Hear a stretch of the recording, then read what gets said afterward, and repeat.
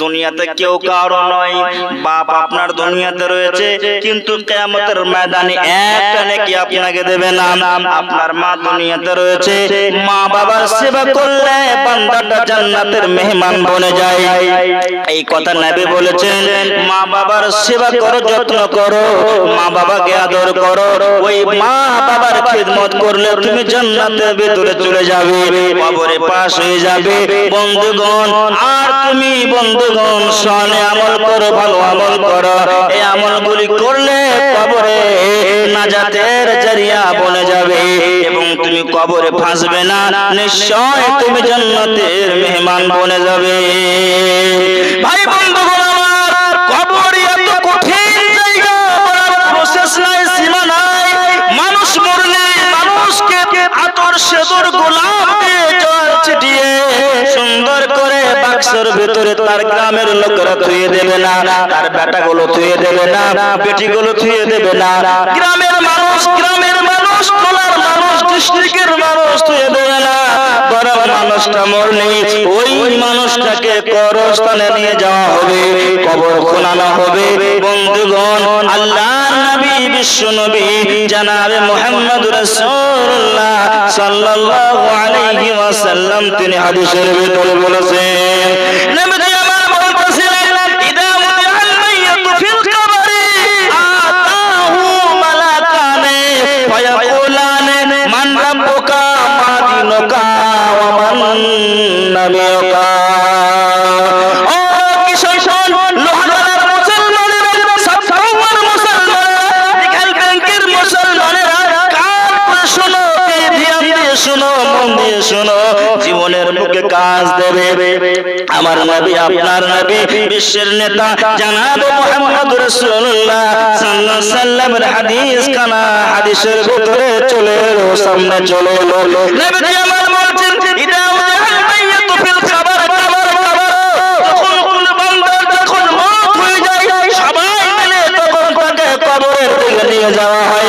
আমার কবরের দিকে যখন নিয়ে যাওয়া হয়, তার জানাজার নামাজ পড়ানো হয়। জানাজার নামাজ যখন পড়ে বন্ধুগণ, আল্লাহর নবী বলেছেন, যদি কোনো মানুষ জানাজার নামাজ পড়ে দেয়, তাকে এক উহুদ পাহাড়ের সমান নেকি দেওয়া হবে। আর কোন বান্দা যদি জানাজার নামাজ পড়ে দেওয়ার পরে পরে যদি কাফন দাফনটাও দিয়ে দেয়, নবীজি আমার বলেছেন, তাকে দুই উহুদ পাহাড়ের সমান নেকি দেওয়া হবে। উহুদ পাহাড় কত বড়? নবীজি আমার বলেছেন, আহাদ থেকে উহুদ বন্ধুগণ এত বড় পাহাড়, উহুদ পাহাড়, ওর সমতুল্য পৃথিবীর বুকে আর কোনো পাহাড় নাই, ওর সমতুল্য পৃথিবীর বুকে আর কোনো পাহাড় নাই। এর জন্য উহুদ থেকে আহাদ থেকে উহুদ, এর জন্য উহুদ পাহাড়টা একাই, তার জন্য উহুদ পাহাড় ব্যবহার করা হয়েছে, আহাদ ব্যবহার করা হয়েছে। বন্ধুগণ, 700 কিলোমিটার লম্বা আর 300 কিলোমিটার চওড়া পর্যন্ত উহুদ পাহাড় বলা হয়। এত লম্বা, এত বড় উহুদ পাহাড়। কোন মানুষ যদি একজন মৃত মানুষের জানাজা পড়ে দেওয়া হয়, ওই জীবিত মানুষকে উহুদ পাহাড়ের সমান নেকি দেওয়া হবে। যদি কাফন দাফন করে দেওয়া হয়, ওই বান্দাকে দুই উহুদ পাহাড়ের সমান নেকি দেওয়া হবে। আমার নবীজি বলেছেন, দেখো দুনিয়ার মুসলমানেরা, বন্ধুগণ আমার, হাদিসের ভিতরে আপনার কিনা বড় বড় ইমাম শাইখুশ শুয়ুখরা তাফসীর করতে গিয়ে বর্ণনা করতেছিলেন, দেখো দুনিয়ার মুসলমানেরা, বান্দারা মৃত মানুষকে যখন কাফন দাফন করতে যায়, তো মৃত মানুষকে কাফন দাফন করবে, তো জীবিত মানুষের ফজিলতটাকে বেশি বয়ান করা হয়েছে। যারা মাটিতে ওদেরকে বেশি নেকির কথা বলা হয়েছে, ওদের তাসকিরা বেশি করেছেন, বিশ্বনবী আমার বেশি দিয়েছেন। দেখেন বন্ধুগণ, যখন আপনার নামাজের কাতারে দাঁড়িয়ে যাবেন জানাজার নামাজের জন্য, নবীজি আমার বলেছেন, বলো বন্ধুগণ, ওই ইমাম সাহেব তখন বলে, আল্লাহুম্মা গফির লিহাইয়িনা ওয়া মাইয়িতিনা ওয়া শাহিদিনা ওয়া গায়বিনা ওয়া সাগীরিনা ওয়া কাবীরিনা ওয়া যাকারিনা ওয়া উনসানা, আল্লাহুম্মা মান আহইতাহু মিন্না ফাহি আলাল ইসলাম ওয়া মান তাওয়াফাইতাহু মিন্না ফাতাওয়াফাহু আলাল ঈমান, আল্লাহুম্মা লা তাহরিমনা আজরাহু ওয়া লা তাফতিননা বা'দাহু। বন্ধুরা, নবীজি হাদিস শুনেন, এই তোমার মা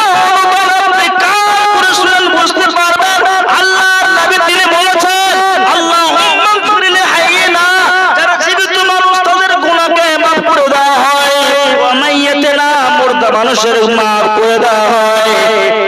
নবীজি আমার বলেছেন আল্লাহুম্মা গফির হাইয়িনা ওয়া মাইয়িতিনা ওয়া শাহিদিনা, যারা হাজির রয়েছে ওদের গুনাহ মাফ করে দেওয়া হয়। ওয়া গায়েবিনা, যারা জানাজার নামাজে হাজির দেয়নি, হাজির হতে পারেনি, আল্লাহ রাব্বুল আলামিন ওদের গুনাহগুলিকে মাফ করে দেয়। এই বলে তখন দোয়া করে। তারপরে আমার নবীজির হাদিসটা শুনেন। আল্লাহর নবী তিনি বলতেছেন ওয়া শাহিদিনা ওয়া গায়েবিনা ওয়া যাকারিনা। বন্ধুগণ, আল্লাহর নবী বলছেন যারা বড়, যারা ছোট, যারা মহিলা মানুষ যেতে পারেনি বা যে ওদেরকে যেতে হয় না, ওদেরও আল্লাহ সুবহানাহু ওয়া তাআলা গুনাহগুলিকে ক্ষমা করে দেয়। বন্ধুগণ আমার, এখানে আল্লাহ রাব্বুল আলামিনের নবী একবারে মৃত মানুষের কথা বললেন, বাকি সব জীবিত মানুষের কথা বললেন। আল্লাহুম্মা গফির হাইয়িনা ওয়া মাইয়িতিনা, মাইয়িতের কথা একবার বলেছেন, আর নবীজি বারবার করে জীবিত মানুষের কথা বলেছেন। হাইয়িনা ওয়া মাইয়িতিনা ওয়া যাকারিনা ওয়া আপনার কিনা বড় ছোট মহিলা বন্ধুগণ সবার গুনাহকে maaf করে দেওয়া হয়।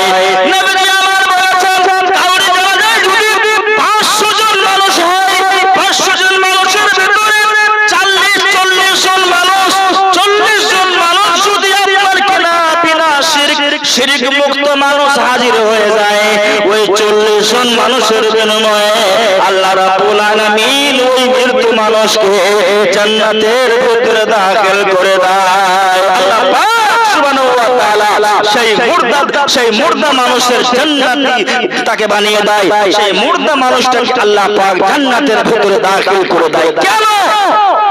40 জন মানুষ যে শিরক মুক্ত মানুষ ছিল, আগে তাকে দোয়া দিল, সেই কারণে আল্লাহ রাব্বুল আলামিন তার গুনাহ maaf করে তাকে জান্নাতের মেহমান বানিয়ে দিয়েছে। বন্ধুগণ, এই তো হলো ফজিলত এবং মানাকিব। আপনি জানাজার নামাজ পড়তে যাবেন, নেকি পাবেন, সওয়াব পাবেন। বন্ধুগণ সওয়াব পাবেন, নেকি পাবেন। আপনাকে যেতে বাধ্য, আপনাকে যেতে হবে। আমার নবী সারা বিশ্বের নেতা জনাবে মুহাম্মদ রাসূলুল্লাহ সাল্লাল্লাহু আলাইহি সাল্লাম তিনি বলতেছেন, ও দুনিয়ার মুসলমানেরা, মৃত মানুষকে তোমরা দাফন করার পরে তোমরা দোয়া দিয়ে আসবে। আল্লাহর নবী বলেছেন ইস্তাগফিরু লিআখিকুম, দাফনের পরে যখন মাটি দেওয়া হয়ে গেল, হাত তুলতে হবে না, মুখে বলে দাও আল্লাহুম্মা গফির লাহু ওয়ারহামহু ওয়া আকরিম নুজুলাহু। যদি মেয়ে মানুষ হয়, স্ত্রী মানুষ হয়, তাকেও তুমি দোয়া দাও আল্লাহুম্মা গফির লাহা ওয়ারহামহা ওয়া আকরিম নুজুলাহা। এই বলে দোয়া দিয়ে তুমি তোমার বাড়ির দিকে রওনা হয়ে যাও। নবী আমার বলেছেন তোমরা তোমার ভাইয়ের জন্য দোয়া করো, দোয়া করো। কেন এর জন্য তোমরা তোমার মৃত ভাইয়ের জন্য দোয়া করো। তোমার ভাইকে তখন উঠানো হবে, আর তোমার ভাইকে তখন প্রশ্ন করা হবে। এই প্রশ্নের ব্যাপারে বলতে গিয়ে আল্লাহর নবী বিশ্ব নবী জনাবে মুহাম্মদ রাসূলুল্লাহ সাল্লাল্লাহু আলাইহি সাল্লাম বলেছেন, এবার হাদিসটা শুনেন। এই হাদিসের ভিতরে তিনখানা প্রশ্ন করা হয়। ওই মৃত মানুষকে মওলানা মুহাম্মদ খাকের যদি মরে, তাহলে কবরে তিনখানা প্রশ্ন করা হবে।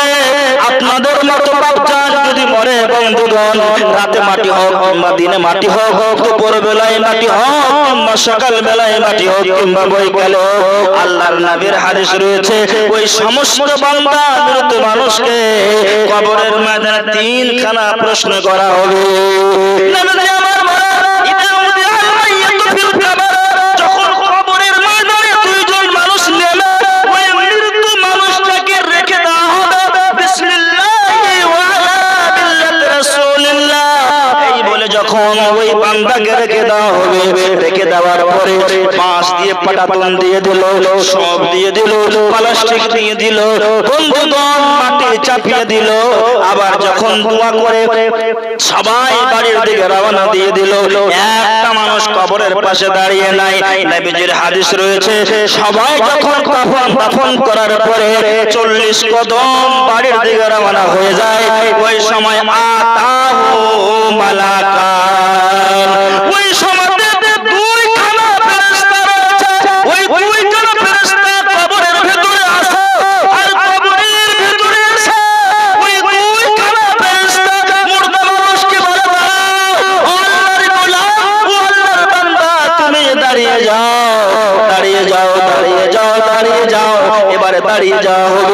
দাঁড়িয়ে যাবে আর তখন বলবে বল বল বল আল্লাহর গোলাম আল্লাহর বান্দা আমি আল্লাহর দুইখানা মালায়েকা তোমার কাছে এসেছি। বলে কেন এসেছো? বলে এসেছি তোমার কাছে প্রশ্ন করা হলো দুইখানা ফেরেশতা এসে তিনখানা প্রশ্ন করে। প্রথম নম্বর প্রশ্নের নাম হলো মান রাব্বুকা, আল্লাহর গোলাম আল্লাহর বান্দা বলো তোমার আল্লাহ কে ছিল? তোমার রবের নাম কি? তুমি কোন আল্লাহকে মানছিলে?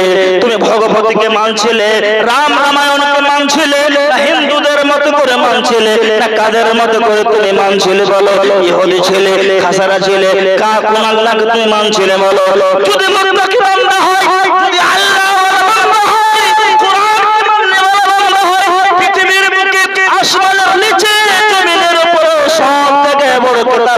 নাম হলো কোরআন।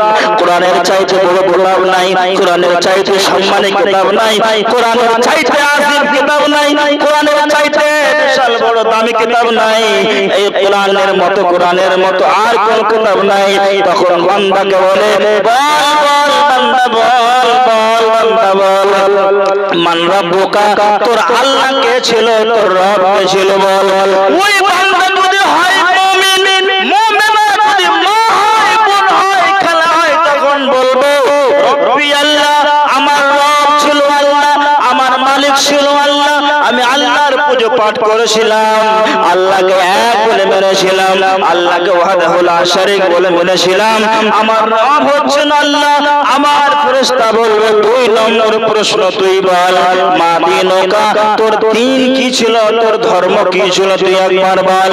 ওই মুমিন বান্দা, মুত্তাকি বান্দা, আল্লাহ ভীরু বান্দা, খোদা ভীরু বান্দা, তাকওয়া রাখনে ওয়ালা বান্দা, ওই বান্দা বলবে দ্বীনি ইসলাম, আমার দ্বীনের নাম হচ্ছে ইসলাম, আমি ইসলাম ধর্মে ছিলাম, আমি কোরআন পড়েছিলাম, রাসূলুল্লাহর হাদিস পড়েছিলাম, আমার দ্বীনের নাম হলো ইসলাম। ইসলাম ইসলাম বলবে, তারপরে ফেরেশতা বলবে বল বল তোর নবী কে ছিল? বল মান নবিয়ুকা, তোর নবী কে ছিল? বল। তখন বান্দা বলবে আমার নবীর নাম হচ্ছে মুহাম্মদুর রাসূলুল্লাহ। একবার জোরে বলেন ভাইয়া, বাংলাদেশের মতো করে জোরে বলেন আমার নবী ছিল সাল্লাল্লাহু আলাইহি ওয়াসাল্লাম। বন্ধুগণ তারপরে এইরকম কাগজ একটি নেবে আর ওই বান্দাকে ফটো দেখানো হবে। ও কবরবাসীরা, সাহেবে কবর বলো এই ফটোটার ছবি কার? তুমি কি জানো? তুমি কি বলতে পারবে এই ছবিটা কার ছিল? এই ফটোটা কার ছিল? তুমি একবার বলে দাও না, তুমি একবার শুনিয়ে দাও না। আমি তোমার কাছে আল্লাহর ফেরেশতা, আমি প্রশ্নের উত্তরটা নিতে এসেছি, একবার তুমি বলে দাও না। ওই বান্দা বলবে আল্লাহর মালায়েকা, আল্লাহর ফেরেশতা, এটা কেউ নয়, এটা আমার নবী, আপনার নবী, এটা আমার নবী, বিশ্ব নবী জনাব মুহাম্মদুর রাসূলুল্লাহ সাল্লাল্লাহু আলাইহি ওয়াসাল্লাম ছিল। একে মানছিলাম।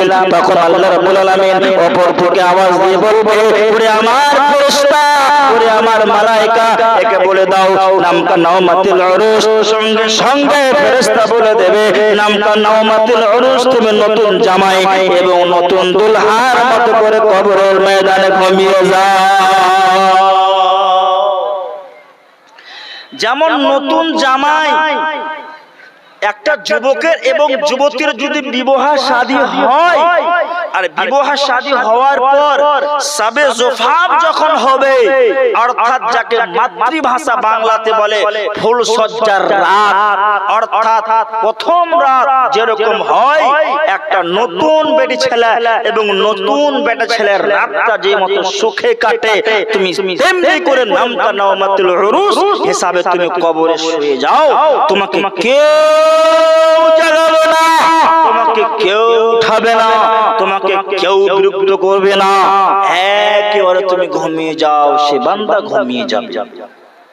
যখন কিয়ামত হবে, যখন ইসরাফিল আলাইহিস সালাতু ওয়াস সালাম সূরে ফুঁক দেবেন, তখন একেবারে কবরবাসী সবাই কিন্তু পিঁপড়ের মতো করে খুদ খুদ খুদ খুদ খুদ খুদ করে কবর থেকে উঠবে। তখন তারা বলে আরে কে আমাকে জাগালো রে, কে আমাকে জাগালো, কে আমার নিন্দ্র তন্দ্রকে ডিস্টার্ব দিল? এত আরামের ঘুম, এত সুন্দর ঘুম, এর চাইতে আর বিশাল ঘুম আমি ঘুমাইনি কোনোদিন। এত সুন্দর আরামের ঘুমে আমাকে কে ডিস্টার্ব দিল? বলবে না, এখন আর ঘুম পড়ানো যাবে না, এখন সময় হয়ে গিয়েছে হাসরবাসী, তোমরাকে হাসরের ময়দানে গিয়ে জমা হয়ে যেতে হবে, এখন আল্লাহর কাছে হিসাব লাগবে। এবারে বলেন, মুত্তাকি মানুষ জান্নাত চলে গেল। এবারে শুনেন, যারা নামাজ পড়বে না, রোজা রাখবে না,